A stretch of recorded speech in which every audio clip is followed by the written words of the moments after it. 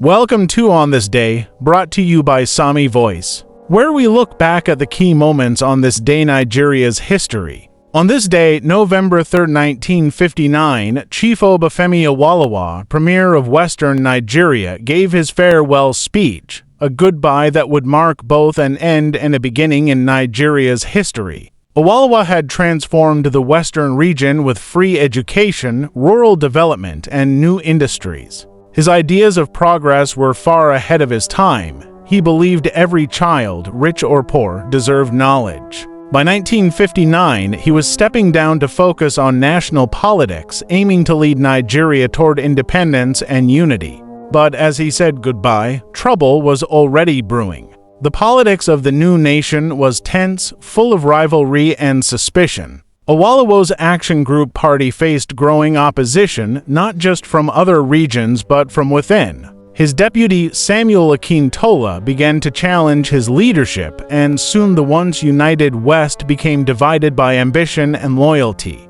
By 1962, the conflict exploded. Political fights turned into violence. The Western House of Assembly became a scene of chaos. Soon, the federal government accused Awolowo of planning to overthrow the state. In November 1962, he and several of his loyal followers were arrested and charged with treasonable felony. The trial that followed was one of Nigeria's most dramatic. Newspapers carried daily headlines, and crowds gathered at the court. Some said it was political revenge, others said it was justice. In 1963, the court sentenced him to 10 years in prison. Many Nigerians were shocked. How could a man who built schools and hospitals suddenly be called a traitor? Inside prison, Awolowo didn't break. He read, studied, and reflected. His discipline earned even his enemies' respect.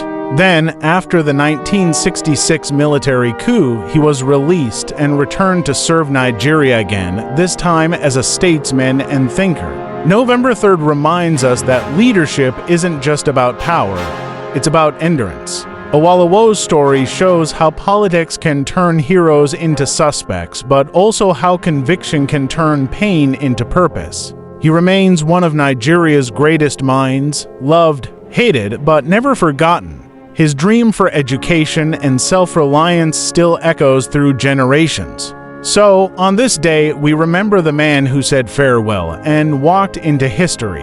If you love Nigerian history and want to learn more about moments that shaped our nation, don't forget to like, comment, and subscribe to Psalmmy Voice, so you never miss another episode of On This Day. This is written and narrated by Psalmmy Voice, produced by Psalmmy Media.